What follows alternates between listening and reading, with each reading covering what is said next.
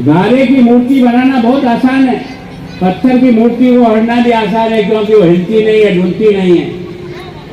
जैसा चाहो उसको रगड़ डालो। और ये साक्षात इंसान है, इसके अंदर रगड़ लगा करके इंसान बनाना ये सबसे कठिन काम है दोस्त, जो ये अध्यापक करता है। आप में और हमने जो कोई गुण डालने का प्रयास किया ना, ये अध्यापक की देन। और मैं सोचता हूँ कि वास्तव में ये जो इतनी लंबी श्रृंखला है गुरुओं की, 100 साल का मैंने आपको कहा ना, मैं अभी तक अपने जीवन में मैं भी लगभग 79 ईयर्स का हो रहा हूँ। इतना राजनीति में काम किया है, राजस्थान में भी खूब घुमा हूँ, पर 100 साल के विद्यालय का 100 वर्ष का फंक्शन बनाने मेरे भाग्य में नहीं उपलब्ध था, जो आपने यहाँ मुझे उपलब्ध करा। इसका वर्णन शब्दों से कोई कर ही नहीं सकता, इसके उपकार को कोई समझ ही नहीं सकता कि कितने लोगों के जिंदगी को संसद करने का काम इस विद्यालय की इस पवित्र धरती ने किया। और मैं हमेशा इसलिए मानता हूं, यह जो विद्या का मंदिर है ना, ये मंदिर जितना ताकतवर होगा देश उतना ही ताकतवर होगा। अगर देश बनाना है तो आने वाली पीढ़ी को बनाओ, और आने वाली पीढ़ी बनती है विद्या के मंदिर में। वो शिक्षा कोई काम की नहीं जो संस्कार से व्यक्ति को नहीं जोड़ती। आदमी केवल पढ़ा लिखा हो गया, बहुत बड़ा पैकेज प्राप्त करता है, उससे देश नहीं बनता। देश बनता उस समर्पित लोगों से जो इस बात को समझते हैं कि धरती पर प्रभु ने भेजा है तो कुछ सेवा करने के लिए भेजा, लूटने के लिए नहीं भेजा। अगर ये ध्यान उसको शिक्षा में आ गया और वो उसके मन में यह आ गया कि मेरा देश तरक्की करे, ये मेरा पहला धर्म है, पार्टी और नेता उसके बाद है, पहला मेरा देश है। इसके मान और सम्मान के लिए मुझे जीना है और मरना है। ये संस्कार कहाँ से मिलेंगे? ये यहीं से मिलेंगे। ये कब मिलेंगे? जब बचपन में मिलेंगे। बड़ा होने के बाद असर कम होता है दोस्त। बड़ा होने के बाद संस्कारों की रेखा खींचना बहुत कठिन होता है। प्रारंभ के समय में जो रेखाएं बन जाती है वो रेखाएं जीवन भर तक चलती है। मैं सोचता हूँ कि वास्तव में इस विद्यालय के जो आज की तारीख में प्रिंसिपल साहब हैं, यहाँ बैठे हैं, धन्यवाद, आप भाग्यशाली हो।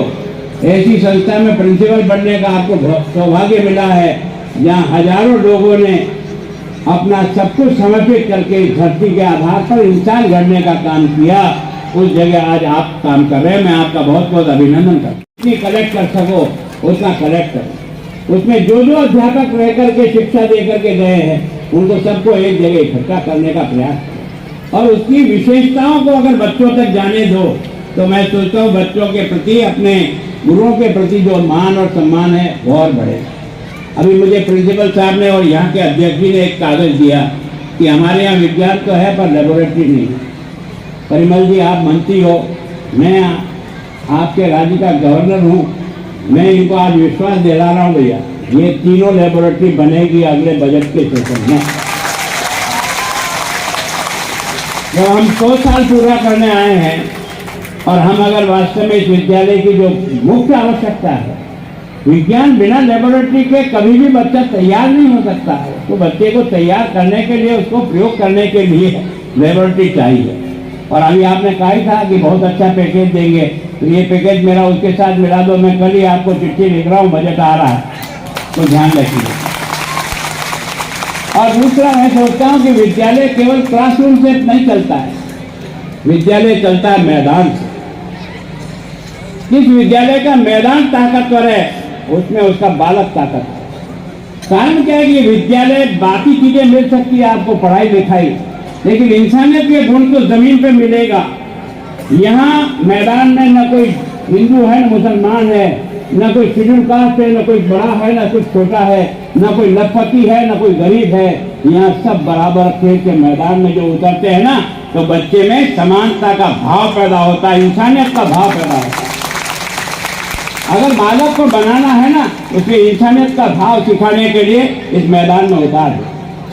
सामूहिक ताकत के आधार पर कैसे जीता जाता है, जीतने का लक्ष्य बना करके उसको कैसे भेजा जाता है। जब तक आदमी के दिमाग में लक्ष्य तय नहीं होगा वो जिंदगी में आगे बढ़ेगा कैसे? ये तय कौन कराता है? ये मैदान तय कराता है। जब कबड्डी का पाला देने जाते हैं ना, तो एक अकेला आदमी जाता है और सामने 7 होते हैं, उनको ताल ठोक करके जाता है, उनको लांग करके वापस आता है। ये उसमें हिम्मत पैदा करता है, साहस पैदा करता है, हर परिस्थिति में से जीत करके आऊंगा, ये भाव उसमें से पैदा होता है।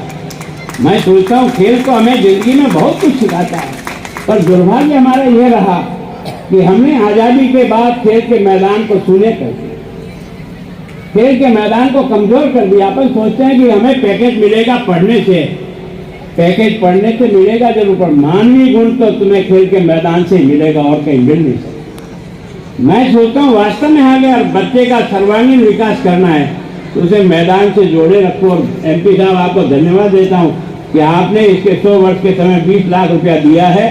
मैं आपके लिए बहुत बहुत धन्यवाद मैं इसके लिए। और गुरुजनों से मेरी विशेष रूप से आग्रह है कि बच्चे का सर्वांगीण विकास करने के लिए बच्चे के साथ सपना पड़ता है, सोचना पड़ता है। घंटी के साथ आए और घंटी के साथ चले, कुछ नहीं होगा। जब तक उस बच्चे के साथ उसकी टैलेंट को समझने की कोशिश नहीं करेंगे, तब तक उस बच्चे को नहीं भाग। भगवान बड़ा दयालु है, किसी आदमी को बुद्धि तेज देता है, किसी को सेवा भाव तेज देता है, किसी में खेलने की क्षमता देता है, किसी में गाने की क्षमता देती है, किसी में किस प्रकार की क्षमता है। गुरु का मतलब यही होता है कि उस बालक के हर चीज को ढूंढ करके निकालना और उसको कैसे आगे बढ़ाना, जिसके कारण से उस जीवन में हमेशा आगे बढ़े। यही तो गुरु की है। केवल क्लासरूम में आकर के पढ़ा देना और परसेंटेज आ जाना, उससे व्यक्ति नहीं बनता है। व्यक्ति बनने के लिए बहुत गहराई से नापना पड़ता है, देखना पड़ता है। मैं भी एक शिक्षक रहा हूँ और मैं आज भी कह सकता हूँ 40-44 साल तक मैं राजनीति में इतने पदों पर रह गया, पर मुझे वो आनंद नहीं प्राप्त होता है जो मेरा पढ़ाया हुआ बच्चा खेत में हल जोतते हुए जब मैं निकलता हूँ तो मेरे साथ दौड़ के आता है और गुरु का प्रणाम करता है। मेरी दौलत तो वो है। मैंने पैसे कौड़ी नहीं कमाए होंगे, कोई बात नहीं, लेकिन मैंने अपने बच्चे के मन में कोई जगह बनाई है। और बच्चे के मन में जगह तभी बन सकती है जब समर्पित भाव के साथ बच्चे को उठाने का प्रयास करेंगे ना, तब जाकर के उठता है। केवल भाषणों से नहीं उठ सकता है। ये मानवीय गुणों का विकास करने के लिए बहुत थकना पड़ता है, बहुत तपना पड़ता है, तब जाके बात करते। पहले गुरुकुल में जब पढ़ते थे ना, तो वहां राजा का लड़का भी वहीं पढ़ता था, कृष्ण के साथ सुदामा में ही पढ़ता था। हमारे यहाँ विद्या मंदिरों में कोई अंतर नहीं है। जहाँ व्यक्ति को देखने की निगाह में अंतर हो जाता है वो गुरु ही नहीं। अगर वो गरीब और अमीर को देखने की निगाह ठीक नहीं है, इसका मतलब उसके अंदर गुरु का गुण नहीं। चाहे गरीब हो चाहे अमीर हो, ये सब मेरे बालक हो, ये सब मेरे विद्यार्थी हैं, इनको तलाशना मेरा फर्ज है। और अंधेरे में दीपक जो जला दे वो ज्यादा उजाला करता है। जले हुए दीपक में 2 दीपक और जला दो, कोई अर्थ नहीं है। यह है गुरु को चुनौती। आज की परिस्थिति में जिस प्रकार के हालात बनते जा रहे हैं और आप और मैं जिसको अनुभव कर रहे हैं, इन सब बीमारी का इलाज यही आने वाली पीढ़ी निकालेगी और कोई नहीं निकालेगा। आप और हम लोग चले जाएंगे, ज्यादा समय नहीं रहेंगे, लेकिन मेरा देश दुनिया में विश्व गुरु था। धन दौलत के आधार पर नहीं था, ज्ञान के आधार पर था। अगर दुनिया के लोग यहाँ पढ़ने आते थे नालंदा में, तो पढ़ने के लिए आते थे, यहाँ कुछ और लेने के लिए आते थे। इसका मतलब ये है कि अगर हमारे में दम हो, अगर हम मंदिरों को, इन शिक्षा के मंदिरों को अगर उठा सके, जो संपूर्ण विकास की ओर सोचे, व्यक्ति के डेवलपमेंट की दृष्टि से, केवल एक कोना नहीं, सब कोना। प्रभु ऐसा दयालु है, किसी आदमी को फालतू पैदा ही नहीं किया धरती पर। हर आदमी में कुछ न कुछ विशेषता दी है, उसकी विशेषता का उपयोग कैसे करते हैं इस पर निर्भर करता है। मैं सोचता हूँ हमारे लिए जो सारी यात्रा है ये इसी में से होकर निकली। आपने देखा है विराट रेड्डी का, ये जो आपका रेड्डी है, इस रेड्डी का इतिहास कितना पवित्र है, किस प्रकार के जीवन जिए यहाँ लोगों ने, और उसके कारण से आज हम इस स्थान पर पहुंचे हैं। सच में मैं आज उन गुरुओं को बहुत नमन करता हूँ जिन्होंने इस संस्था में 100 साल तक सेवाएं देकर आने वाली पोस्ट को तैयार किया, और आज ये पोस्ट 100 साल में देश और दुनिया में जाकर के और इस विद्यालय का नाम रोशन कर रही है।